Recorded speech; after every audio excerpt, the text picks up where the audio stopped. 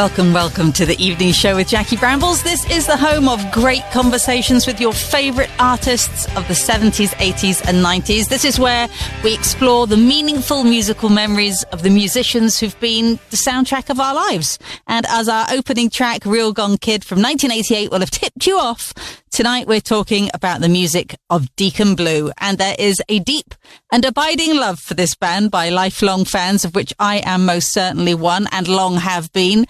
Ricky Ross was a guest on The Great Conversation earlier this year, so I'm over the moon to welcome from the band Ricky's professional and personal partner in life, Lorraine McIntosh. Hello, Jackie. Nice to speak to you. Lovely to speak to you. I've managed to speak to Ricky a couple of times over the years, but I think it's our first time. I think it is. It doesn't feel like that, but... Well, you've been a big part of my life. I grew up in Scotland. Well, you've been a part of ours too. You know, you're very familiar. And I'm always go to the Deacon Blue shows, so it's funny how I think... Are you? Oh, every year without fail at the Hydro. Oh, you need to come and say hello then. Well, we definitely will. Yeah, I would love to do that. Me and my hubby, we come every single year without fail. Oh, lovely. Well, listen, there's a lot of Deacon Blue news to get through because you've got a UK tour kicking off tomorrow, grand style, at the Royal Albert Hall in London.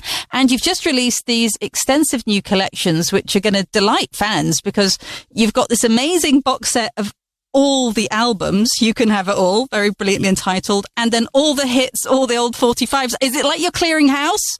It feels like that, doesn't it? And it feels slightly confusing, to be honest, when I'm asked. I keep going, tell me again what's on this one and what's on that one. So, and luckily we have a few lyrics in some of our songs that are available to title these albums. So someone said, I think that's the best title for a greatest hit collections I've ever heard. It is. All the old 45s. Which is obviously from Real Gone Kid, and You Can Have It All from Wages Day, I believe. If my mind is now getting slightly befuddled, but yes, it is. So yes, I think there's always a tendency when you have a lot of work, and in the past 10 years, we've had 4 albums out that haven't been sort of collected on anything, and I think for a songwriter, there's always this desire to have everything in the one place. Right. So there's always this gathering up, and for the collection of everything, You Can Have It All. Ricky literally opened the box last week and laid it out on our kitchen table and said, that is our life lying there in front of us, you know. Oh, amazing. And it is. It's the story of our life, really, in song. So it's a pretty big deal for us. And yeah, and there's also the little acoustic album which goes along with You Can Have It All, which was just something we did really for fun. And because we wanted people to have something new. And it was just recorded in January in a week in a studio when we just sat about singing these songs acoustically, and we just chose songs that we have done in the past, maybe at gigs acoustically, covers we've done acoustically. So we just put this little album together of acoustic tracks, and that was a great joy and pleasure for us to do that. I don't understand her. He calls her the chocolate girl. Oh, that's just gorgeous, isn't it? Chocolate Girl, originally a hit for Deacon Blue in 1988, but that is the newly recorded version that you can find on the new bonus acoustic album as part of the newly released You Can Have It All album collection, all 14 CDs. It sounds so authentic, Lorraine, and so intimate, as though you're just jamming in my living room. There's not many bells and whistles on there. It's very pure. That's exactly right. In fact, to the point that when I listen back to it, I go, you know, I think we could have done with a wee bit of reverb on that vocal there. Can we tweak that? Yeah, a little bit of tuning there. And Ricky's like, but that's the whole point, you know. We sat down and we played and we sang it like you're at a party or something. Oh, I so love you that. Get the good and the bad. Oh, there's no such thing as bad with this band. Everything seems so organic, and quite often over the years there's that sense of you guys trying something out on stage first in that live environment that's kind of led the way in terms of what records you decided to release over the years. Happened a lot. In fact, it happened to our biggest ever chart hit, which was Never Fall in Love Again, which started going into I think it was Chocolate Girl, or in the middle of Chocolate Girl. Ricky used to just drift off into these other songs that had been big influences on him and and then I started doing it as well, and Never Fall in Love Again was one of those songs that then again took on a life of its own. And it was so unexpected, that track, wasn't it? It was sort of almost like, wait, where did that come from? I know. Because it was, you know, we've all been influenced by things, and this is an hour that we talk about those musical influences, but that's maybe not something that a Deacon Blue fan would immediately have thought. Absolutely. Well, I think when you have a songwriter, you know, Ricky's influences are far and wide, you know, right across the board, from country to reggae to singer-songwriters to blues music. He loves music. So these songs used to leak out in little ways, you know, little nods to, or even just an album he'd been listening to recently that somehow got into your brain. So yeah, it might not have been the most expected, and it certainly wasn't expected for us to be a hit. In fact, we were laughing earlier on today. We were talking to someone about it. It was Tim Burgess from the Charlatans was interviewing us, and we're saying, you know, some of the mad decisions you make when you're in a band in the early days. And we brought out the Bacharach David EP, and we made this really arrogant decision that, and we're not going to be in the video, and we're not we're not going to do Top of the Pops, we're not going to, and we didn't do any of these things, and it became our biggest single. And it was this massive hit. So maybe there was a message in there for us, you know.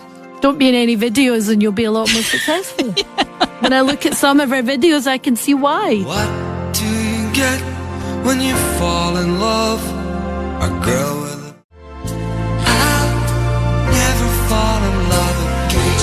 got to number 2 in 1990. I'll Never Fall in Love Again from Deacon Blue, the 4 Bacharach and David Songs EP. And we will be back with more great conversation from Lorraine McIntosh next. Welcome back to the evening show with Jackie Brambles, where we get to indulge in a great conversation with our favourite artists of the 70s, 80s and 90s. And tonight, the multi-talented Lorraine McIntosh is our special guest. She is an accomplished actress, of course, but she is also the soaring and beautiful voice that blends so beautifully with Ricky Ross as part of Deacon Blue, and has done for the last 38 years, with the odd break in there, here and there. Let's go way back, though, to well before Deacon Blue was a twinkle in anyone's eye, Lorraine, to your own childhood.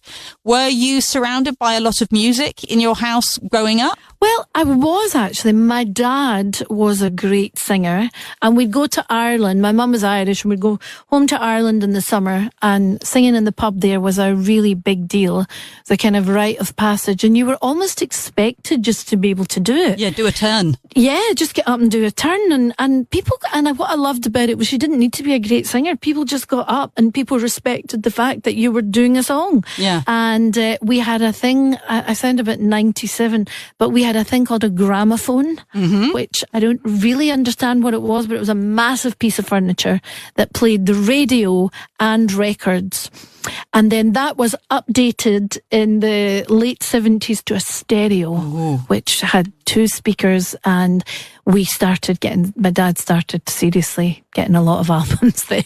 So yeah, music was always a big part of our life, yeah. If I was to ask you a question to think of one track that would represent sort of either your dad's record collection or a particular song you remember singing in the pub with him, what would that be? I remember I had an aunt, because my mum was Irish, she had a family that were spread out all over the world, and she had an aunt in New York.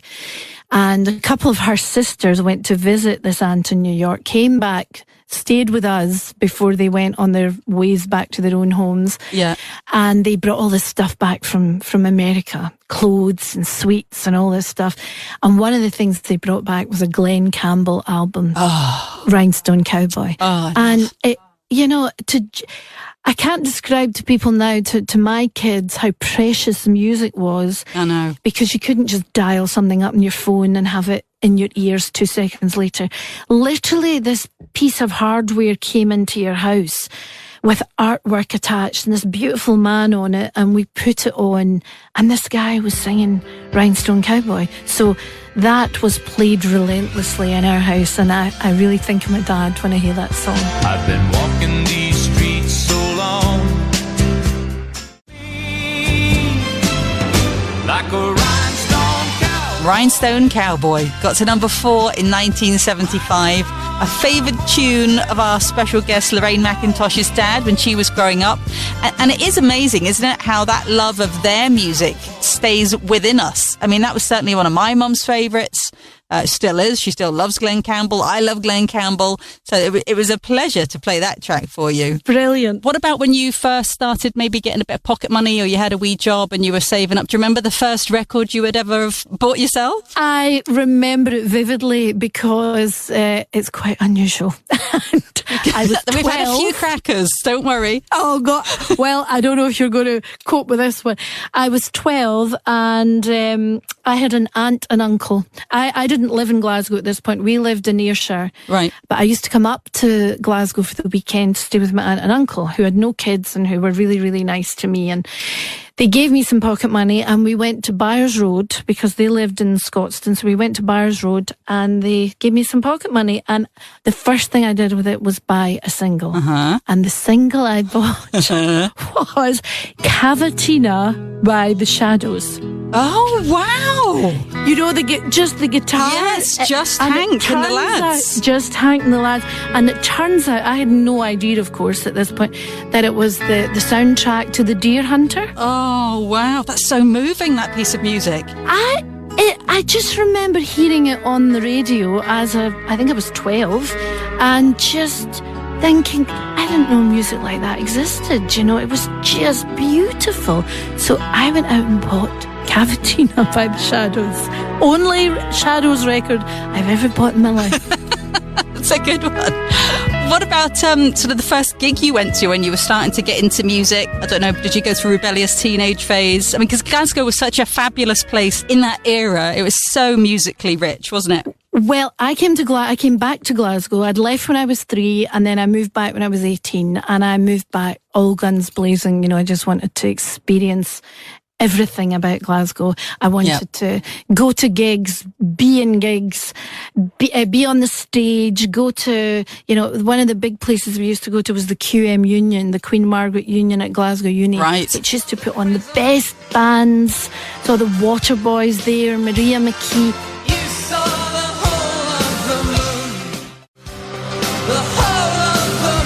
And then they'd also put on the best discos. So, but none of that. I wasn't living in Glasgow when I went to my first gig because I was only 16. I'm still at school in Kilmarnock. Right. And my boyfriend at the time took me to my first gig at the one and only gig at the Apollo, which was something special. Yeah. But the gig, I am going to be honest, I'm not going to try and be cool here. It was it was Whitesnake.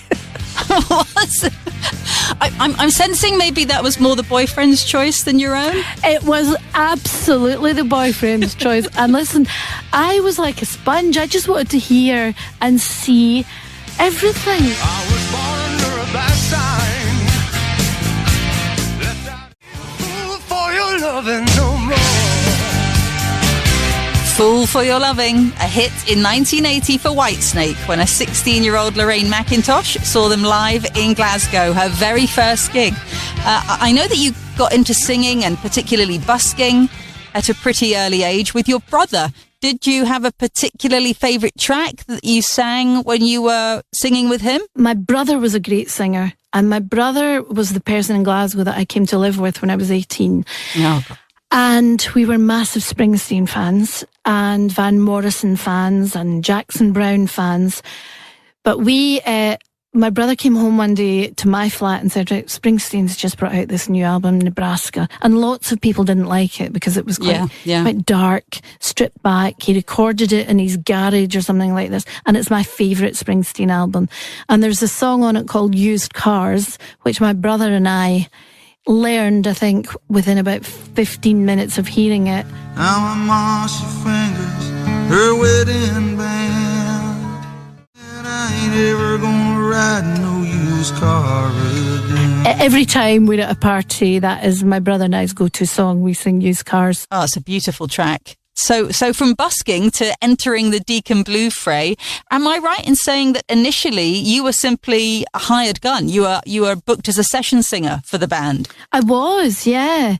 Because when I was first in Glasgow, I was singing in a few different bands, and they were kind of doing small gigs all over the place. But Ricky and Ewan, who was the bass player, was actually my flatmate. Right. And I was aware that they were in this band, and there was so much buzz about bands in Glasgow at the time, everyone talking about, and they're doing a gig, and everyone was coming up from London to Glasgow, which was quite remarkable. That's right. To see these Scottish bands and Glasgow bands in particular. So, yeah, then I got the call to come and do some backing vocals on a demo for Deacon Blue. So went over to the studio, and I went with a friend of mine who was also a backing vocalist, and the pair of us went in, and we just thought, this is brilliant, this is great fun. And then they asked me to come and do a gig, and then I realised, God, this is a band that's actually really going to go somewhere, because I had seen them. In fact, I saw them at the QM. I saw Deacon Blue. Oh, wow. At the QM. At Glasgow Uni. Before I was in the band, and I remember being in the audience and saying to myself, if I'm going to be in a band, this is the band I want to be in. That's amazing. I just loved them. I want to get down to the nitty-gritty of how you went from session singer to an official member of the band. But before we continue with this great conversation, let's take a musical interlude for some more tracks from Deacon Blue. And with the new complete album collection being entitled You Can Have It All, I think we better play Wages Day. That's a line from Wages Day. What are your memories around the creation of that track? I remember more making the video for Wages Day, and they put out a call on Radio Clyde to say that Deacon Blue were going to be filming a video at the Barlands, I think on the following Friday, and that anyone who wanted to come to be in the audience to come along. They came in their hundreds, the Barland is packed, and you think, those poor people just listening to the same song over and over again. But they just look like they're absolutely up for it every time the camera goes on them. So that's the biggest memory of Wages Day.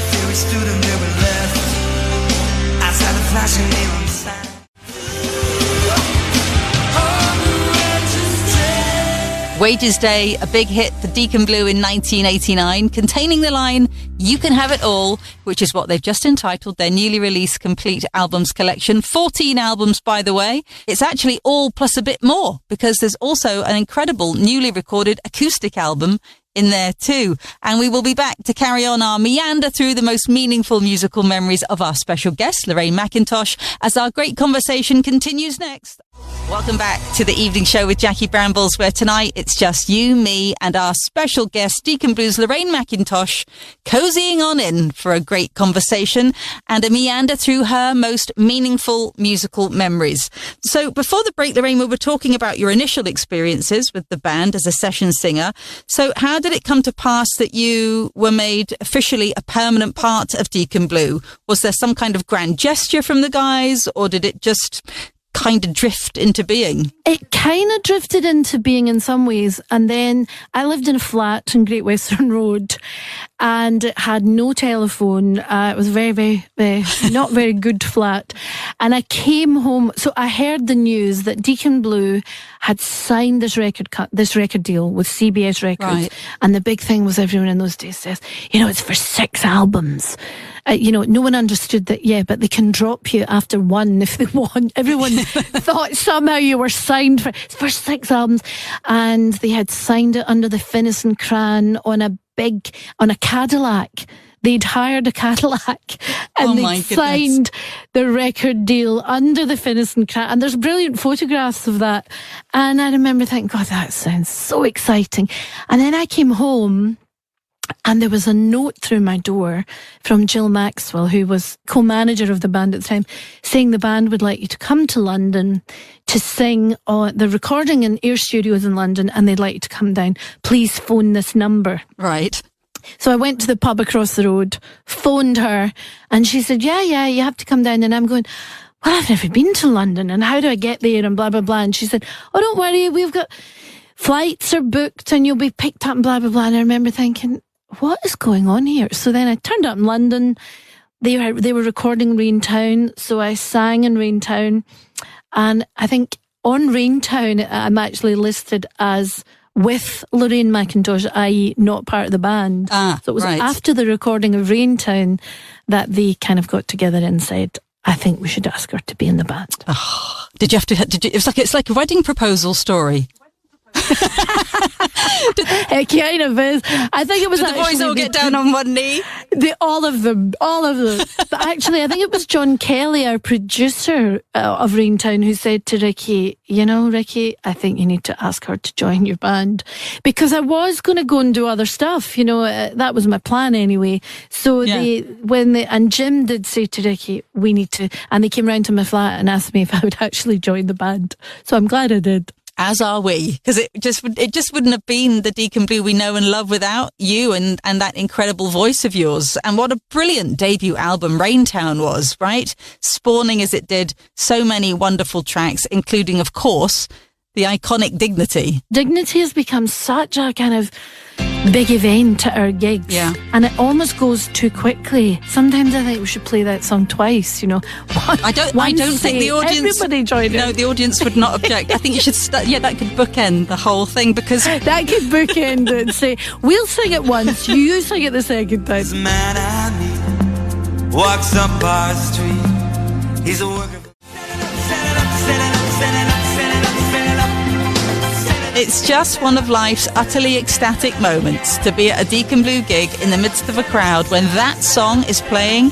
It's so joyous and uplifting, and for you to have become a part of the band who's created that, well, exciting enough in itself. But then there's also the factor of yourself and Ricky getting together romantically, which could have potentially changed the dynamics of a band detrimentally, any band, but it's just so clearly added some kind of magic in that the marriage and the band has fed into and complemented one another. Well, luckily, we are here, we're married 33 years now, and we've loved being able to work together, being able to share this passion that we both have for music with each other. So we have very little to complain about. Absolutely. And I mean, when you sort of look at the peak points, like, do you remember that first Top of the Pops and who you were on with and meeting contemporaries?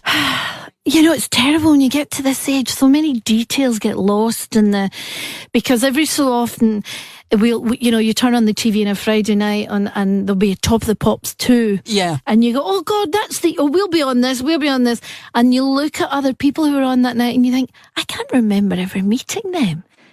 I think you're kind of so in your own head at that point. Yeah. It's kind of all about you when you're young and it is all happening. But there were so many high points, it's just been it feels like we did it all, it just feels like we were incredibly lucky and we're incredibly grateful for it, because we had the most enjoyable time making music for the past 30 odd years. But I do remember, when the wonderful Sinead O'Connor died a few weeks ago, I was really, really heartbroken. And for all sorts of reasons, mainly because I thought she was an incredible talent, but also an incredible woman. But I am sure we did a Top of the Pops with Sinead O'Connor. It's been 7 hours and 15 days. Nothing compares to you. Nothing Compares to You from the late, truly great Sinead O'Connor. That, of course, her seminal hit song from 1990. So before we let you go, Lorraine, I'm going to ask you to pick the final track of this great conversation hour. I'm looking for a song that's powerful, really, in the sense that it is always guaranteed to deliver the mood you're seeking, and that's why you revisit it often whenever it's required. My song that I would go to, I would say, is Van Morrison, Sweet Thing. Because it's just a genius piece of work to me. It captures everything I want captured in music. Honestly, it changes my mood. It makes me feel euphoric, joyful. There's a line in it, and I will never be so old again. And he's a young man writing this. And you just think some of the times when Van is singing lyrics, they're so mystical, they're so wired to a different universe that I want to be part of. And that song, but the playing on it, the guitar playing, it's just infectious, and it just changes my day. And I was turn the merry way and jump the hedges first. Talking gardens all wet with rain. From 1968, Van Morrison's Sweet Thing, the final track for tonight's great conversation, as chosen by our special guest, Lorraine McIntosh of Deacon Blue. As I said, Ricky's been on the show. Ricky Ross, your husband and partner in Deacon Blue, has been on the show. Any idea what final track he might have chosen? What did he pick? Mr. Know-It-All from Stevie Wonder. Oh, lovely, lovely. There's so many to choose. Lorraine, thank you so much for taking the time to spend this hour with us. This time tomorrow night, you'll be on stage at the Royal Albert Hall in London, kicking off the UK tour, before then heading off to Australia and New Zealand. It's a busy time. Yes, we're so looking forward to it. The day is approaching, so we can't wait. Brilliant. Thank you so much, Lorraine. All the very best with the albums. Thank you, Jackie. It's been a pleasure. Cheers, mate. Thank you. Okay, bye-bye. You Can Have It All is the complete albums collection. All the old 45s is all the hit singles. The tour starts tomorrow and goes UK-wide, finishing on home turf in Glasgow on October 14th. And what a warm and wonderful lady Lorraine McIntosh is. Brilliant stuff.